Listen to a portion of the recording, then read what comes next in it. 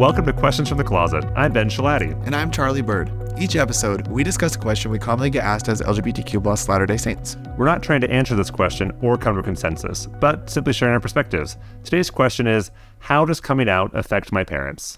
Ben and I are not terribly diverse, and we share many opinions and life experiences. For example, both of our moms have experience with dementia. However, there are some pretty big differences. For example, my mom has dementia, and your mom works with dementia patients. Yeah.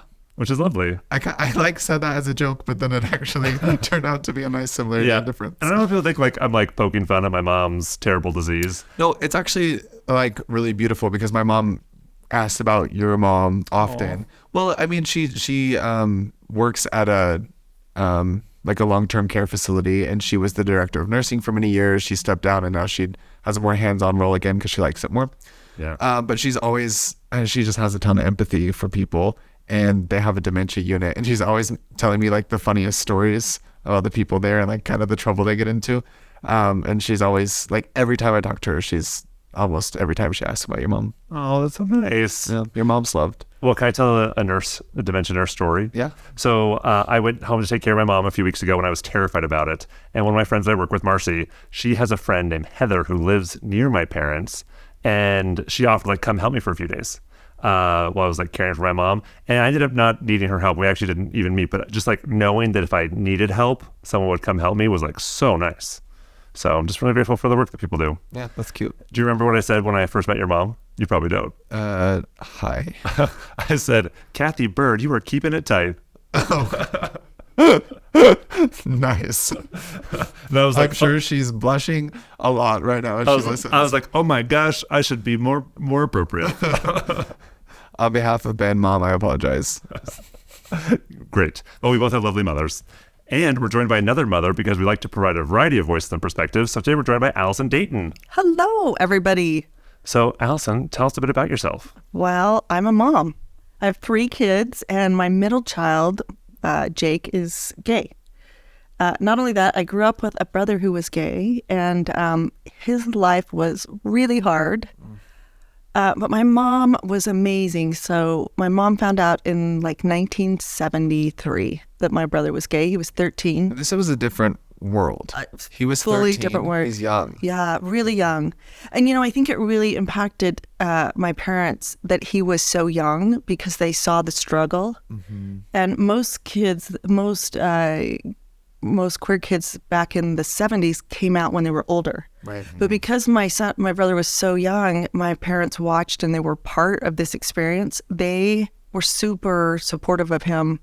I mean, they went through trying to change him for a little while because that was sort of what the pediatricians were talking about. And back in the 70s, that was not that uncommon. That was treatment, and it wasn't great.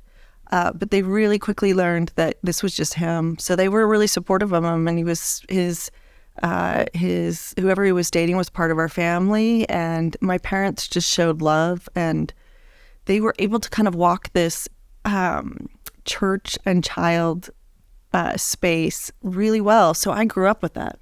Wow. And I figured out my brother was 14 when I was 14, I figured out that he was gay, and he would have been 23. So it was just a constant in my life. I pretty much always knew. My friends always knew. We always talked about it, but there wasn't a lot of conversation about, for sure, we didn't use the word queer back then, but about gay people or trans people back then. So I was kind of I was sort of an anomaly amongst my friends. And they maybe isolated a little bit. Yeah, no, people were more curious, super curious, and not very judgmental. It was kind of the mid 80s was a little bit of the early 80s was kind of a quiet time. Uh-huh. And then the late 80s got kind of ugly. Yeah. And what ages are your children? So my oldest, who's going to make me a grandmother in September. Oh, it's so fun. Devin. What's it like to be a grandmother in your 40s? I don't know. I have to ask somebody that got that lucky. But I can't wait. So Devin is 20. She's 26, almost 27. And she's married and she's a nurse, about to have a baby. And then Jake is, he's 23, going off to college for grad school in San Francisco. And then my youngest, Luke, is a freshman at at BYU, and he's just home from his mission. So Oh, fun. yeah, they're So all exciting. I know, it's 21, so they're all grown up. Great. And aside from your I did family, it. you did it. I'm done. They're all successful adults. I'm just kidding. So, Allison, aside from being a mom, what else do you do? What else keeps you busy? So actually, my brother Preston struggled a lot in his life, and he took his life 6 years ago, and just broke my heart. And I knew when he died, I knew always that I kind of had a place in this community, and that just having parents who kind of did this differently, that I had something to say. And then when my son Jake came out, I knew he was, I'd known, I'd kind of had it in the back of my head since he was little. I knew I needed to get involved and help. And I started working, I was like, I'm going to help these kids and do inspirational things and let people in the church understand how awesome these kids were. But it was really evident really quickly that the moms were the ones that really needed support and help. Because it's just hard to know how to be a mom. So what kind of challenges were the moms facing that you saw? A lot of it was past ideas about their children. I actually thought I'd spend a lot of my time just helping moms kind of see things the way my parents did, because having had that viewpoint helped me get over a lot of the problems that I was seeing in friends and different people. And people would come to me because I was so open about my brother being out, and then I was open about Jake. People would come to me and ask questions. Right. And a lot of it was the struggle between being active members of the church and having a child who was queer. So I quickly realized that was kind of where I could be helpful in talking to parents and showing them, look, I'm still active in the church, and it's actually strengthened my connection to Jesus Christ, having a child who's gay and having this brother. And it's made me, yes, it's been hard because I've had to reevaluate and relook at everything, but it's also made me stronger because I actually never looked at stuff very in depth. I sort of just took everything in and was like, yeah, this is all great. And while it's really scary to have to look at the gospel and kind of pull it all out of the shelves and then put it slowly back in, I think it really strengthened me and my connection to the Savior. So that's what Lift in Love I started Lift in Love for that purpose, and that's what we do. We just let parents know that they can do this, that these two things are really compatible. Yeah, it's such a beautiful platform too, to be able to share experiences and educate people. And I really like, I like how conscious you are of the moms. Yeah. And I really think it's important to do work for and among LGBTQ individuals. And also it's just makes sense that the entire family, we're family units and we have so much focus on family. So that is going to impact everyone, especially parents. Right. Well, and even in my brother's life, even though he was supported at home, his life was hard just because of the message that was coming at him that there was something wrong with him. Right. That's a really hard message to, it's hard to grow up healthy with that message around you all the time. And so we do a lot of work of parents, teaching them how to kind of combat that message. Because if you've got a mom and hopefully an entire family who's supportive and loving of you and is you're perfect, I want you to be healthy and know who you are and have a good sense of yourself and you're a child of God, the kids are going to do a lot better. That's the role of parents, right? Is to make sure that you're raised up with all of the possibilities and all of the light on you that's possible. So we've talked to multiple guests who have essentially said that when they came out to their family, their parents kind of took it as bad news. Yeah. I'm wondering if you have any insight on that, why a parent would initially or maybe still feel like it's bad news that their kid might be gay. Well, I'll look at that. I look at that two ways. So I didn't want it for Jake mainly because I'd seen my brother's life. Not that he was gay, but it was just hard. It was really hard for him.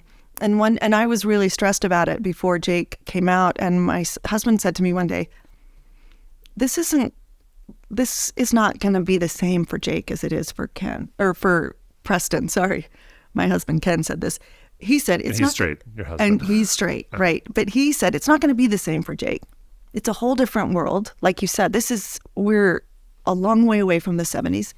And he has us to support him and to help him kind of work through the things that people are going to say to him or the way people feel about him. And as soon as he said that, I felt really calm, and I just knew, like, he's going to be great. Yeah. And he's got great potential. So there's that side. And there's a side of you that, like, wants to protect your kid. Well, and there are parents will say, gosh, this is just a hard road. And it is, right? It's a hard road. Right. It's a hard road because of what other people think of you. I think you said it in your book. I'm not sad that I'm gay. I'm sad that you're sad that I'm gay. Yeah, I don't struggle with same-sex attraction. I struggle with other people struggling with it. Yeah, I think that's exactly right. So there's parents that feel that. And then there are parents that think, it's funny because we don't believe really, most people don't really believe it's a choice, but they go back to those ideas that were attached to this is a choice, right? Mm. So rather than kind of thinking about LGBTQ children in the, like, what is this teaching us and what do we need to know going forward, you start looking at those back things like, oh, it's not, this isn't going to work in the church and whatnot. Mm-hmm. So that's a really hard place. Well, and it's hard too because that's kind of what was standard and taught. That's what all old people like me grew up with. Right. And I mean, that's even what I grew up with, and I'm much younger than both of you. Yeah, as you both were talking, I was just thinking about the stages of coming out, and how we often start in this place of like denial, like I'm not gay, this isn't happening, to this place of okay, this is happening, but I can fix it, and this place like, well, I'm not, this isn't going to change, but life will be normal. That's kind of how we start out, and parents go through those same processes, and so they often start out with this isn't happening, and then they get to a place of okay, maybe we can fix this. And what's interesting about my parents is I don't think they were in a denial phase. They were just kind of started this like, well, this could be fixed phase. Right. And they weren't there for very long, but I think that's just a natural place to start when you're not familiar. Well, and part of me like really understands why parents would view it as a problem, especially coming from religious context, because there are like unanswerable questions about like eternity, and we've kind of talked about that recently, but it's something that like doesn't fit people's paradigm, and things that don't fit your paradigm, it must be a problem because how, like, it has to be solved, or else how could it fit? Well, and it pushes against ideas, right? So that's a problem, because then you've got to shift, you've got to like rethink what you've kind of believed. It shifts your whole world. It does shift your whole world. Yeah. I asked my mom once, I was writing for something, and I said, why did you never talk about like empty chairs at the table and, oh, my poor family? And she said to me, like, it never even crossed my mind. I mean, this was just her family. Can you explain empty chairs at the table? So the idea that our LGBTQ people won't be with us in the eternal family, as an eternal family. And I mean, she said it just never crossed my mind. That's my family. Yeah. And I would say to people, like, I'll say it now, heaven's not heaven without my brother there. And it certainly is not going to be an eternal glory without my son. Mm-hmm. So I don't have to worry about that, right? Because I know that the Lord has an eternal glory ready for us as we follow him. And it's not going to be eternal glory unless I get both of those people with me. Yeah. So some of that sadness parents might face is based or rooted in the idea that because of their kid is coming out, and I don't want to say choosing that path. I hate when people say that. No, but just like acknowledging that they reality. Have complicated paths, right? Right. Within our church. That they're afraid that they're afraid that heaven's going to be sad. Right. Yeah. But heaven's not sad. Like this place, it's about being with families, and we don't know what that looks like or how it works out, but I know that the Lord has walked me through this step by step, and even with Preston, like he's got this. This is Jake and Preston being gay is no surprise to the Lord. Yeah. Well, I'm also thinking when I said like acknowledging the reality of their situation, I wonder if that's also difficult I imagine it is for people as well, just because denial is such a common coping mechanism. You know what? It's reminded me of what's that movie that you love? The Encanto. Yeah. You know, where the grandma's like, nothing's wrong, everything's fine. I'm not pretending that. Yeah. You know, like, and it's like this whole allegory of this like very important family figure who refuses to acknowledge anything difficult or anything that might not be perfect, because then she would have to deal with it. Right. And I could see again how a parent would want to deny. Well, and so they don't have to deal with all the complications. It's also like denial isn't necessarily a bad thing. It allows us to put off emotion so we're ready to face them. Yeah, right. Yeah. It's the brain protecting you for a minute. Right. But there is this, I've learned that this is a space of grief.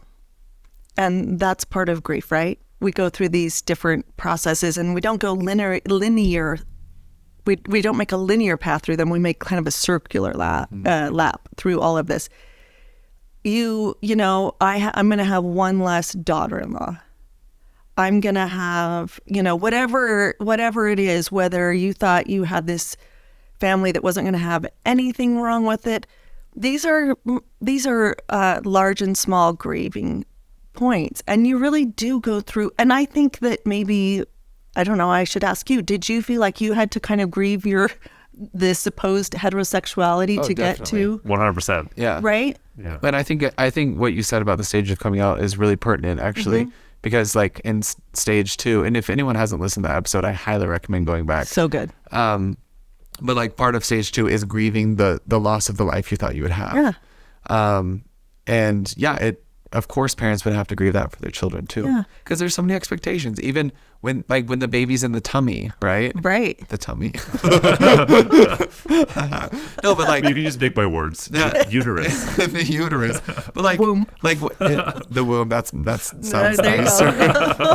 But like when my sisters were pregnant for the first time, I was like, oh my gosh, like who is it gonna be and what are they gonna do? And you kind of like put your dreams onto this kid that hasn't been born yet, and those can be hard to unravel. Right. And if you're a mom and your daughter is a lesbian and she cuts off all her beautiful hair, like that is a really big grieving point for some moms. Yeah.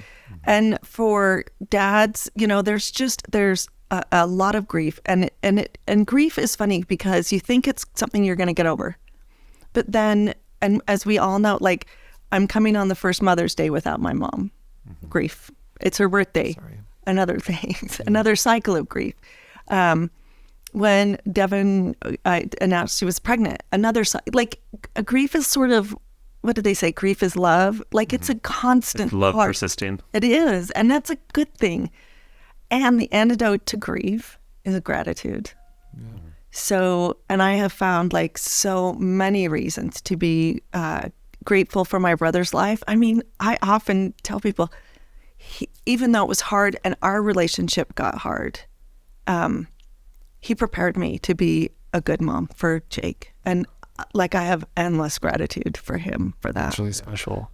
One of the things that really surprised me is that as I was working on my book, A Walk in My Shoes, questions I'm often asked as a gay Larry Saint, you can get it on Amazon. You can buy that at Amazon and Deseret Book.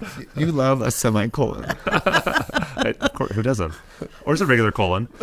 Anyway, but I call that sounded weird, Ben.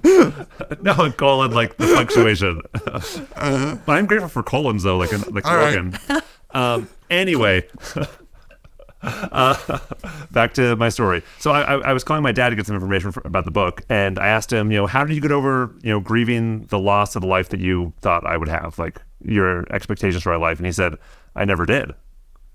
And that, Dad, you might want to do that. Yeah, but that shocked me because I was like in my mid-30s and my life was going really well, and there were lots of things to be proud about. And he said, I think you'd be such a good dad, and it still makes me sad that you don't get to be a dad. Yeah. And I think it's just normal to grieve. Yeah. That grief can persist, like you said. Right. And you have to grieve not only on the child side or on yourself, but you also have to grieve this like comfort in the church.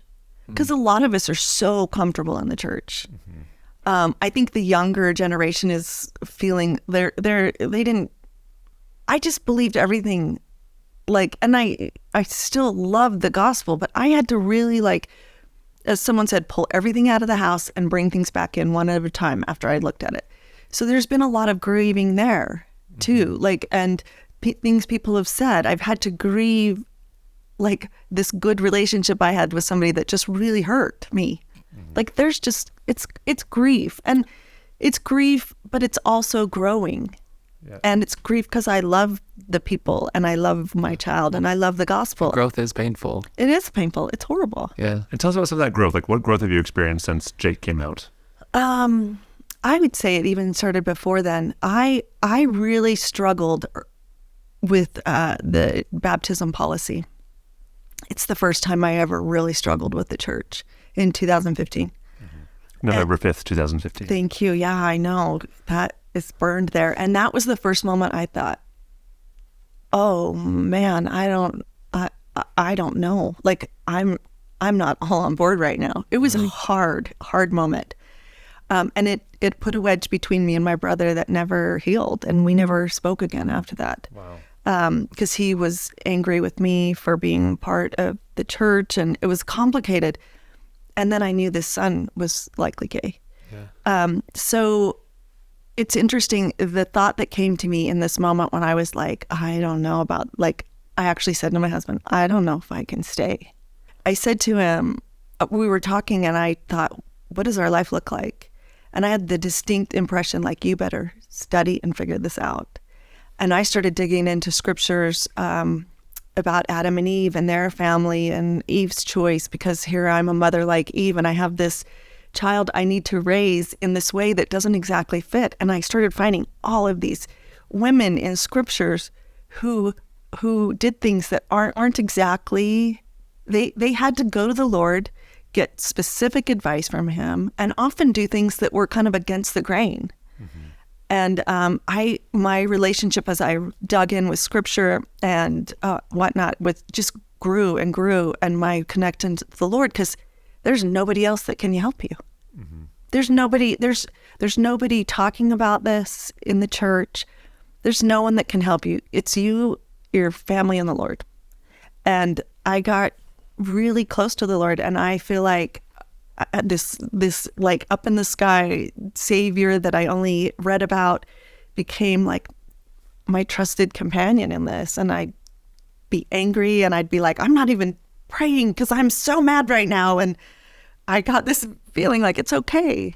And then he would come and give me words when I needed them, or bring someone over to our house when we needed it. And yeah, it was like I would never change the last years.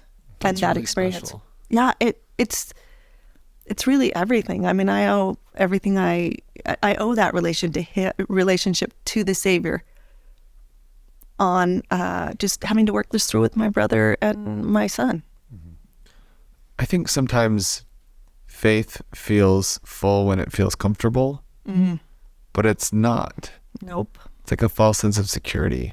And I think what I've seen in a lot of families is that a lot of like the love and church participation is like through tradition, like the consistency. The church is almost, and even for me, like the church growing up in it is so consistent. It's so stable. Yeah. It's the same everywhere. And so even moving to different places, there's something like so familiar about it. And I think that a lot of times when someone comes out in the family, it feels like it's going to pull that familiarity away. Right. Because like this thing that was so familiar all of a sudden has a hole, or feels like a stranger, or feels estranged, like distant. Like, yeah. And we hate change, right? We hate change. I mean, that's the whole thing with new wine in old bottles, right? Right. Like we, and at the end of that, what is it? The parable, it says like nobody who's had old wine wants the new wine. Right. Because we're comfortable with the old wine. The wine's been around. It's more flavorful. And this new wine is something that we're not used to. Well, and I just love the idea that you took that kind of like new unfamiliarity and became more familiar with Christ. Right. So as you felt less familiar with the church, you became more familiar with the Savior. Right. And that's isn't that so the path? special. That's the path. That's the faith, right? Like, I don't understand this, but I trust you, Lord. Yeah. I trust you. Yeah, and I think we often confuse, well, at least I confused faith with certainty. Like I confused faith with knowledge, and faith is not knowing things. Faith is doubt. Yeah, like faith is is trusting and hoping without seeing the end. Yeah. Yeah. And being able to tap into that with the Savior and get that. Well, and I think you have to trust that. I'm sure some of that like familiarity and consistency of being a church-going family has kind of come back as well as you've moved through things. Yeah. Well, every time the Savior or the Spirit touches me, I know, right? In that moment. And every time you get that kind of connection, it always comes with peace. It's how you know, right? That it's not your own great idea, but like the Spirit, because you get that peace. And every time that happens, it builds the structure back up for me. Like, this is correct. What you've learned, being in the temple has taught me so much about Jake and how to raise him. I get amazing inspiration there. And you're a temple worker, right? I am. I have to get up at 4 a.m. tomorrow to get there. My goodness. You have way more faith than I do. I go in the evening. Well, and Richard also I just go when I want. That was a good gig. No, I love it. And it's really helped me. It's just sacred time for me. Richard Osler said once to a bunch of women that when we had a meeting, he said, for a lot of people, because the temple is so consistent, we do the same thing there all the time. There's not speakers. There's not going to be something that comes in that triggers you. That the temple is often easier for people because they know what they're going for, and that it's really meditative. I mean, I've had like powerful experiences through the endowment, and I get so much strength in the initiatory. Like every time I'm in there, I'm like, every parent should be here. It's cool too, because just a quick side note on the initiatory, in therapy, like there's a lot of body scans. You like with so many clients, I'm sure you too, but like if a client is feeling emotionally unregulated, you like slow things down, you reconnect with the processes by like scanning the body and going through like every, like just starting at the top of the head and moving through and like feeling what that feels like. And last time we did it, the other day me and Ryan went and did initiatories, and Ben was working the front desk, and that's what I was thinking about the whole time. Like, what a blessing that, like, I don't know, it just kind of like solidified that truth for me, that like it's cool that you're just spiritually doing a spiritual body scan, right? And it's like every part of your body is connected to Christ, and when the clarity here and the strength here. One really hard month for me, I tried to do initiatories every week before I worked there. But I remember there's a part where it says, that you'll have joy in your posterity. And it hit me so hard, like, you're a gay kid too. Yeah. Like, not that I was struggling with Jake, but just that we're meant to have joy and rejoicing in our posterity. And that's all of our children. And we're going to have everything's going to be unique about each one of our kids. And as moms, like one kid is so different than the other, and the way you have to deal with them, and you have to punish or not punish, or, I can really connect a lot with this 20-year-old, but this 20-year-old doesn't really want me to text very often. Like you have to get really good at that. And that's when you really know that the Lord's gospel is about joy and rejoicing in your posterity, in your children, to use a more familiar term, and your grandchildren. Then it's easy just to be like, yeah, I'm just supposed to love this, and the Lord will teach me about it. Yeah. Thank you for sharing that, Allison. That's really beautiful. Well, it's not something that stuck out to me because I don't have posterity. So. Well, yeah. No, that's special, and I think that's going to be relatable for a lot of parents who maybe feel guilt over their conflicted emotions about it. Yeah. Like, and I think all parents do, like, see the blessings and the challenges, and maybe, I talk to so many moms all the time who are just like, I want it to be easy. I want it to be perfectly easy for my kid, and I want to be the perfect parent, and I feel guilty because I'm not. I'm like, first of all, honey, you're okay. And you know what? But it's like so motherly to want to, like. You do. You want to take a bullet for him, but I have to say, easy is not good for our kids. Yeah. We're meant to learn in tough times. That's how you build resilience. Right? I mean, the study on trees, right? Like trees that don't have wind. There was, in fact, in Arizona, there was a biosphere experiment. I've been there, Biosphere 2. It's great. Right? But what did they find out? That the trees, they kept tipping over. Yeah, they had to have artificial wind. They had to have artificial wind. Yeah. So So luckily your gay kids have real wind. There's no need to create artificial wind. No, and I gotta say, gay and trans kids that do not have parental support that are healthy, these are like, they're the equivalent of an Olympic triathlete, because these kids are, first of all, they're resilient. They found a way just to love themselves, and they've probably found a great society, but they've done it on their own. And I cannot imagine being a child and having to face that world by myself. Yeah, it'd be so hard. No, and I don't want any child to ever have to face this alone. I mean, this is a family. Anomalies are part of families, right? Like, we all have different things about us, and why is this any different? Yeah, I used to watch this show called Kratz Creatures when I was a kid. They still have it, but it's a cartoon now. Before, they were just real people. But there was an episode. The Kratz brothers? Yeah. Don't you think one of them is hot? Yeah, definitely. I think I wanted one of my, But anyway. Yeah. But one of the episodes that I watched for the information when I was a teenager. For the information. I feel really old right now because my kids watched that before it was a cartoon too. It's great.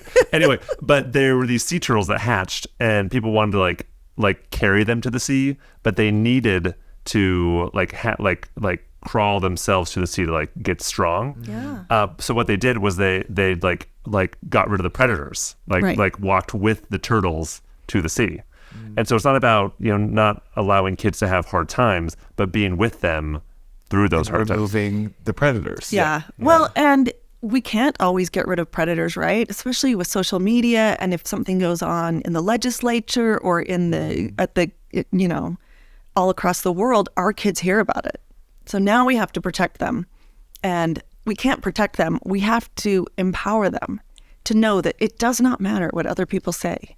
Mm-hmm. And even though this is going on, you are still amazing. You're still a child of God. You will survive this, and they're mistaken. I mean, that's all we can do is prepare our children that way now. Yeah, definitely. So, Allison, this was a few months ago. I don't remember exactly what happened, but I referred to you as an ally, or I don't remember the exact conversation. Oh, and I got bugged. And you were a little frustrated with me. And then we had a phone conversation where you explained something really powerful to me that I hadn't understood. And I'd like you to share why you don't call yourself, like why you feel like being a mom is different than being an ally. So isn't that so funny? Because I know a lot of people will say that moms are allies. And it makes sense. And in a way, I am an ally. But raising a child,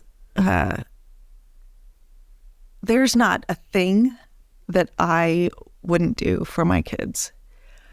And some of the biggest pains in that have hurt me the most are not things that have happened to me, but things that have been said to my kids or when they're left out. I remember my mom telling me she drove me to preschool once, and somebody said something mean, and she cried all the way there and all the way home. And I thought, that is so dumb. And she was telling me this cute story, and I didn't get it until I had a child. Moms, first of all, these children, you kids, you're ours. You were once part of us. You will always be part of us. And I think most people know that moms have a hard time letting go. But I think what's really interesting between what my mom's, like the people that raised LGBTQ children or didn't raise or sent them away from their homes in my mom's age and now, is that we're standing there with our kids. Mm-hmm. This is anything you say about my kids, you're saying about my family. And I tell people, like, moms stand behind, to the side, or in front of their kids, depending on what they feel like their kid needs. So now we're in a different world from where my brother was. Now we're in a world where moms are part of this. And if you say something to my child, even at church, like, you've just taken me on, right? Mm-hmm. And that's a hard thing. So, and I know allies are passionate and whatnot, but this is my family. You've got skin in the game. I got skin in. I got this most. You got DNA in the game. I got DNA. This thing who I've been really worried about, because I worry about this child in the world. And I have a lot of people who reach out to me, and they're very worried about their children going off to college. High school seems really safe for kids right now, and elementary school for kids that are growing up. But I have a lot of friends that are worried about their kids going into the world with the way things are. So while, yes, moms are allies, moms are, there has to be, we're just parents. We're parents, and that's different. It is different because these are our babies, and we want them to have amazing lives. We want you to have amazing lives. So anyway, and I think, what did I say to you? I know what I said. I said, we're not super allies. We're not like just like really great allies. We are all in this. Yeah. And I appreciate you explaining that to me, because it hadn't occurred to me that while my experience being gay and your experience being a mom, like they're different experiences, but your experience has been also this like painful and beautiful, and it's been really personal. This wasn't a world you opted into. No. You're like, I want to be part of this. Like, what cause can I take on today? Yeah. Is this your family? No, and I think it makes a very big difference. If a child comes out to you at 13, this is a very, very, or younger, because a lot of children understand their sexuality or their gender differences when they're really young. When a child comes out to you at 10 or 13, they are super vulnerable. They're vulnerable what's said at school, what's heard on the news, they are so vulnerable. Mm-hmm. And boy, like, you want to see a mama bear take off, say something against a 10-year-old. And we shouldn't be. We need to stop. But I think because children are coming out so young, it's really changed the whole landscape of families protecting their LGBTQ children. And the trouble is that's coming up as a conflict against the church, because, and I tell bishops this all the time, you have families there, you don't know that there's a queer child. But if something's said at church, and this kid says, I'm not going back there because they said these hard things about me, a mom is not going to leave a 10-year-old at home by themselves. And if it's hurting that child, it's hurting your family. And the mom will take the family and they'll leave the church before the bishop even knows that they have a queer kid. Mm-hmm. And they'll never know what happened, but the family's gone. And that's where we are right now. And we need to make adjustments because of that. We need to watch. We need to be very careful what we're saying, and we need to say things that really support and love these children. Because we're losing families really like crazy. Yeah. I just think of the real power of moms. You planned this event that Charlie and I spoke at last year, and a lot of the moms came and talked to us. And this one mom, I probably mentioned this on the podcast. I think they were before. They were swarming you. they made a nice line. There's a nice line. But one of the moms said, like, with tears, she like hugged us both and said, "So many of us love you too, like you're our boys." And that really meant the world to me. And I get so many messages like that. Like, so we recently had an episode about the gay adolescents and the difficulties and how people can get into trouble when they're dating. And a mom messaged me and she said, I want to start something where like moms can connect with these kids who are coming out, who are starting to date, who can't talk to their parents about it. They can like just talk to us and call us. That's awesome. And I was like, well, I don't know how to do that, but that's a lovely idea. Yeah. I think she should keep thinking about that. Yeah, but just this idea, like yeah, definitely. But that there are people who want to love in the way like that a parent loves. Yeah. Well, it was really beautiful because when I was in my undergrad at BYU, I wasn't out to my family. I was trying to figure out a lot of things, and then I did come out to my parents, but I was still far away, and I had a lot of questions, and I'm an introspective guy, and so I started kind of like I just got adopted. I got adopted by like 10 different families. Right.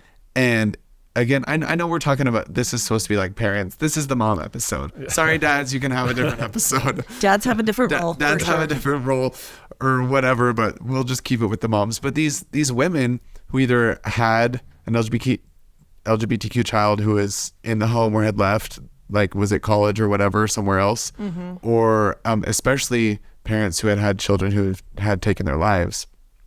They made me their family. Yeah. And I was like, why do you care? Like, why do you care about me? You don't know who I am.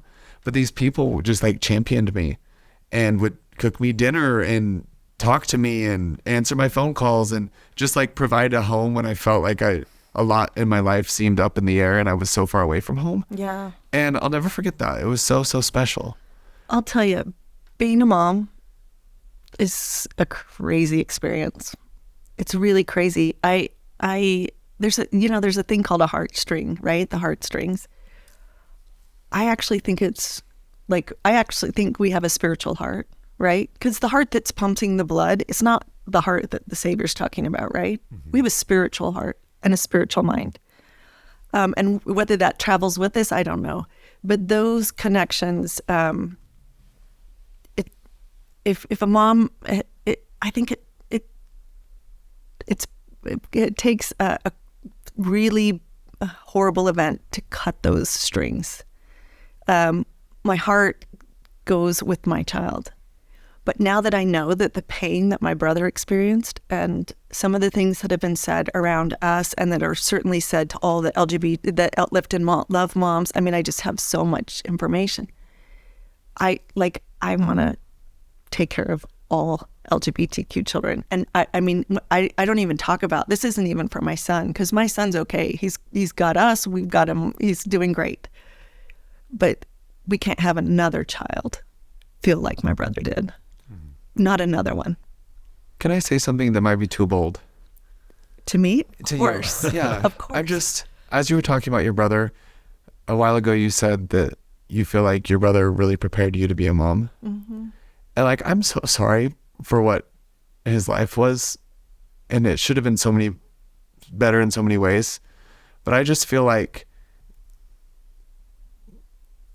to just being a brother and an uncle, I just know that for him to hear that, it would all be worth it. Yeah. If all of my pain and struggles and my whole existence was just for the fact to help one of my nephews, right, then 1,000 times I'd do it over. That's what it feels like to be a mom. Yeah. And So after Preston died, I talked to a former boyfriend of his that he stayed friends with after. And I called him and I told him that Jake was gay. And he said, Preston always knew, which I knew he did. And he said to me, he was worried that you wouldn't take care of him, which is the hardest thing I've ever heard. But I think it was because of him that I can. So thanks for sharing that. Because, there's just so much pain in this space. And I think that I like to think that Preston's watching over Jake. Yeah. And that he's a better angel for him than anybody, right? He is. Just being an uncle, he is. Yeah. And he knows what he knows now. And he knows the path that people have to walk. So, yeah. But that's what being a mom feels like right there.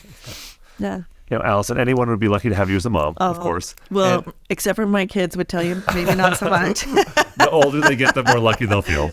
They do feel better. But I talk to these kids at BYU often, and they'll come out to their parents, and it doesn't go well. Yeah. And their parents say, "I don't want to talk about this," or "This isn't real," or "Why don't you do this?" And it's not a good experience, and the parents aren't on their team. And it just feels like it creates this rift. Right. So what would you say to a young kid who's talking or who's listening to this who their parents don't get it, don't seem to want to get it?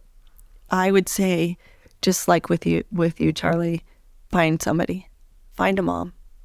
Moms, when little kids when they're little, and you tell them when we're out, and you get lost, find a mom with a stroller to get help. She'll help you. A mom with the stroller. That's the safest thing. Any mom would help you. And you can reach out to Lift and Love. You can reach out on DMs. If your parents aren't capable of knowing your greatness right now, then find someone that does, because you need that.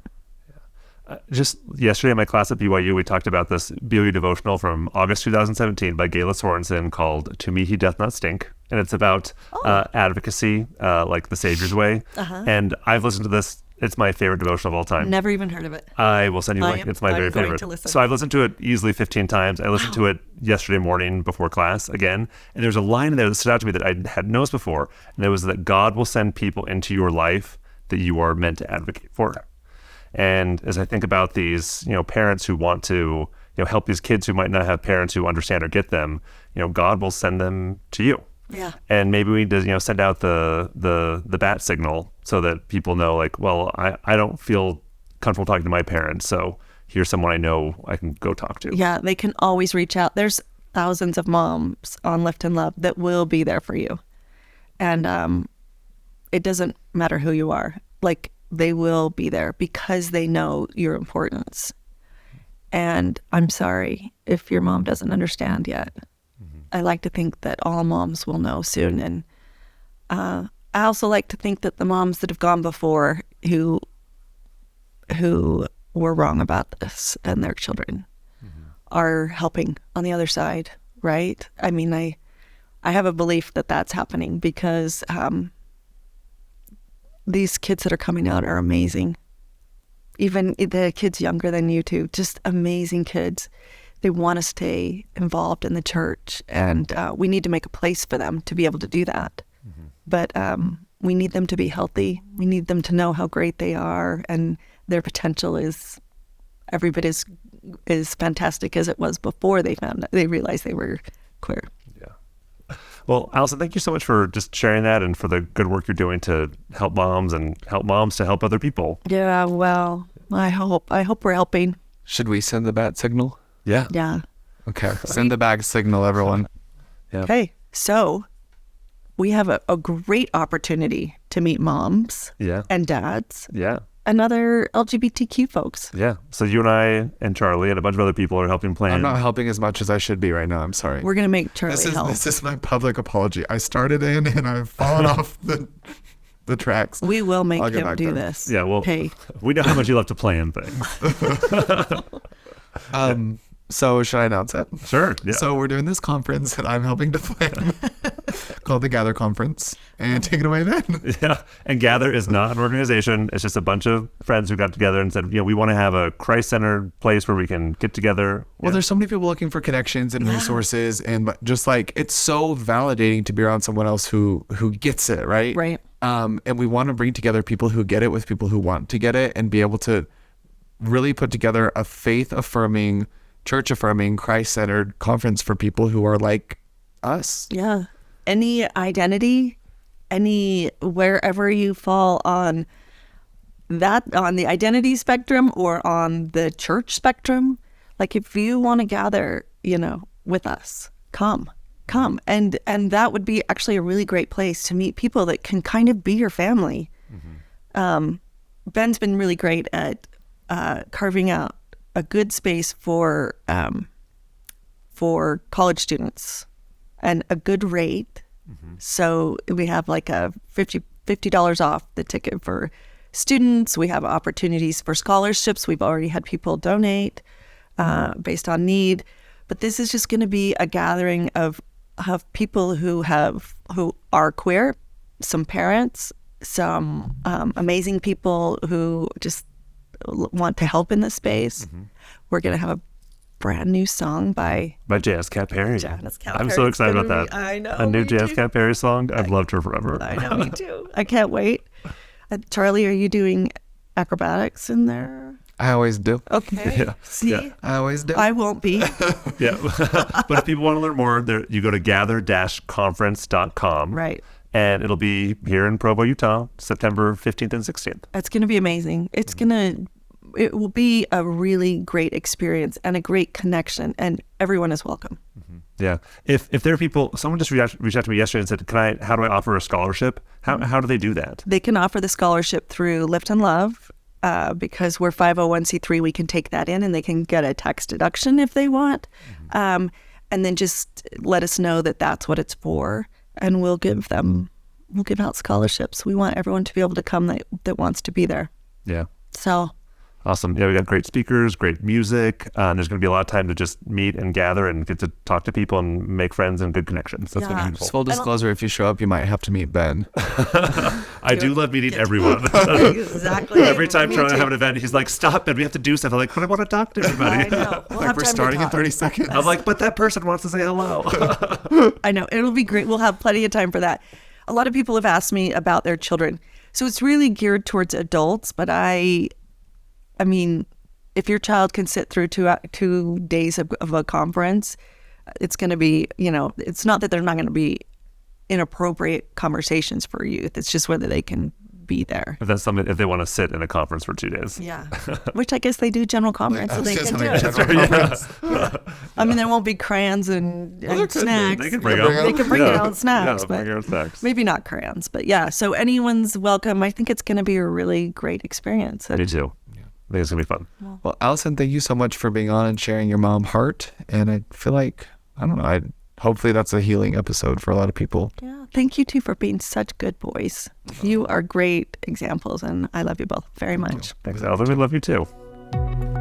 Thank you for joining us today. If you have enjoyed this or other episodes, please consider leaving a review, following us on Instagram, Facebook, or YouTube at Questions from the Closet, or sharing this podcast with someone you love.